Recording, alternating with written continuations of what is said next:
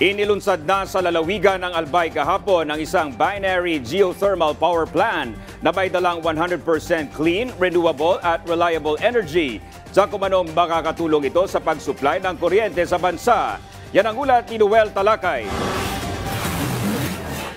Kamakailan lang ay nagkaroon ng brownout o power interruption sa San Isidro, Sorsogon kung saan nakatira si Aling Milagros. Nakaarang isang linggo, mula nung umaga hanggang maghapon. Kaya naman tanging kandila lang ang inaasahan niya sa ilaw at dumidiskarte na lang siya, maibsan lang ang init at alinsangan na nararamdaman. Nagpapaypay lang sa labas.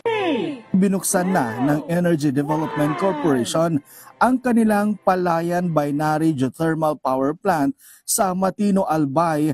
Magbibigay ito ng 28.9 megawatts na power supply sa bansa. Karagdagan ito sa kanilang Bacon Matino facility na nagsusupply naman ng 140 megawatts. Hindi lang energy sustainability ang dulot nito kundi 100% clean, renewable at reliable energy. Hindi po bago ang binary technology. In fact, ginamit na po natin yun sa latest plant po namin sa Upper Mahiyaw.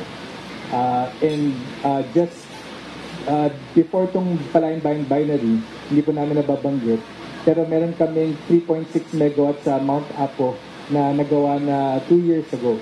Ayon sa Department of Energy o DOE, malaki rin ang tulong nito sa Luzon Grid dahil isa ito sa mga magsusupply ng kuryente sa nasabing grid. Kamakailan, ilang beses nagdeklara ang Luzon Grid ng color code alert dahil na rin sa manipis na supply nito. Yung mga coal natin ay sabay-sabay force outage. So, any capacity that will contribute in the grid, in any grid, Luzon, Visayas, and Mindanao, will greatly help us address yung ating power supply situation.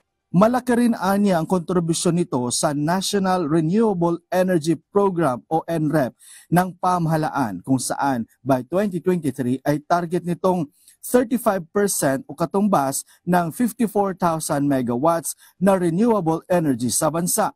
Marami ito makakatulong, malaking tulong to, no? Kasi kanina nga sinabi ni Sir Jerome at ni Marvin at si Sir Giles na ito ay JF24 . So parang deodorant yan.